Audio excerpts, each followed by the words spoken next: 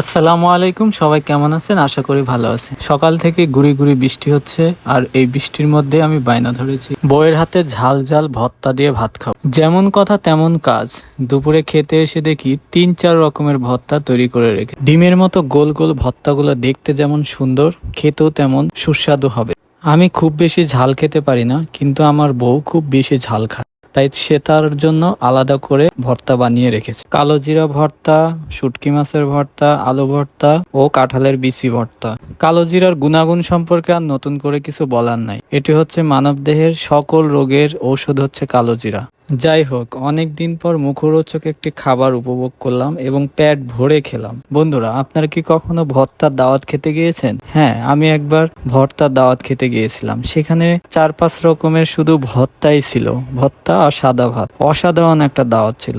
এমন ভিন্ন ধর্মী দাওয়াত খেলে অবশ্যই কমেন্ট সেকশনে জানা। আর আমাদের ভিডিওটি ভালো লাগলে অবশ্যই লাইক, কমেন্ট এবং শেয়ার করবেন।